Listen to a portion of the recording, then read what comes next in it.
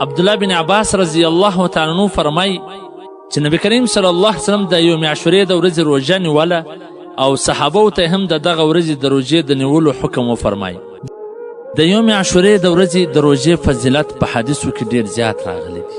د حضرت علي رضی الله تعالی عنه څه یو چا پوښتنه وکړله چې د فرضي روژې څه وروسته که چیرې زه په یوه میاشته کې روژه نیول وغواړم نو په کومه میاشته کې ونیسم. حضرت علي رضی الله تعالی عنه په جواب کې ورته وویله چې د نبي علیه الصلاة وسلام څه یو چا دا پوښتنه وکړله. نبي علیه الصلاة وسلام یې په جواب کې ورته وفرمیل ان كنت صائما بعد شهر رمضان فصم المحرم فإنه شهر الله فيه يوم تاب الله فيه على قوم ويتوب فيه على قوم آخرين. ترمذي شریف جلد نمبر اول صفحه نمبر 150. یعنی که چیرې د روژې فرضي روژې څخه علاوه د میاشتې علاوه ته په بله میاشته کې روژه نیول غواړې نو د محرم په میاشته کې روژه ونیسه، ځکه دا د الله جل جلاله میاشته ده، د الله د خاص رحمتونو میاشته ده. په دې کې یو داسې ورځ ده چې په هغه ورځ د یو قوم توبه قبوله سوله او را روان به هم د یو قوم توبه په دغه ورځ باندې قبلیږي.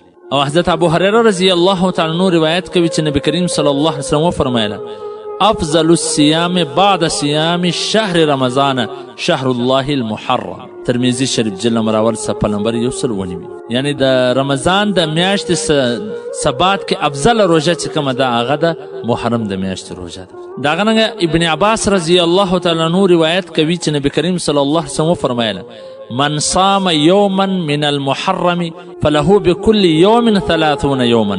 الترغیب و ترهیب جلد نمبر 2 صفحه نمبر 114. یعنی چې کم چا د محرم د میاشتې یوه روژه ونیوله الله جل جلاله د هرې روژې په بدله کې د 10 روژو ثواب ورکوي. د دغه میاشته کې د روژو فضیلت په یو بله وجه هم ذکر راغلی دی.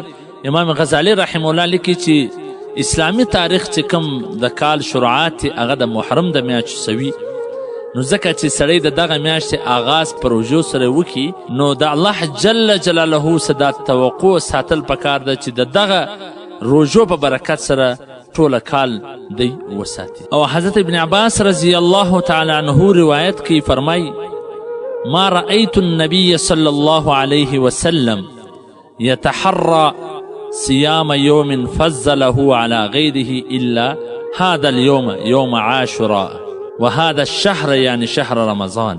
بخاري شریف جلد نمبر اول صفحه نمبر 288. مسلم شریف جلد نمبر اول صفحه نمبر 380. یعنی ما نبی کریم ابن عباس رضی الله عنه فرمای چې ما نبی کریم صلی الله علیه وسلم نه دی لیدلی چې هغه د روژې د میاشتې علاوه د بلې ورځې د روژې چې دومره اهتمام یې کړی وي لکه څنګه چې د محرم د یوم عاشورې د ورځې دا کوله، یعنی د 10 محرم ده. د نور ورځو روژې به هم نیولې لیکن څومره اهتمام چې به د محرم د یوم عاشورې د ورځې د روژې دا کوي. ابن عباس رضی الله عنه فرمایي چې ما بله ورځ داسې نه ده لیدلې. عن ابي قتاده رضي الله تعالى عنه قال قال رسول الله صلى الله عليه وسلم اني احتسب على الله ان يكفر السنه التي قبله.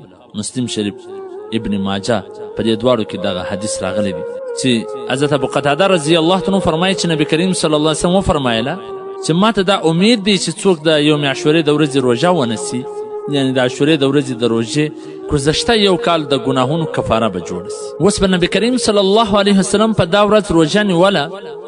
عبدالله بن عباس رضی الله تعالی عنه فرمای چې نبی کریم صلی الله علیه وسلم د یوم عاشورې د ورځې روژه نیوله او صحابو ته هم د دغه ورځې د روژې د نیولو حکم وفرمای.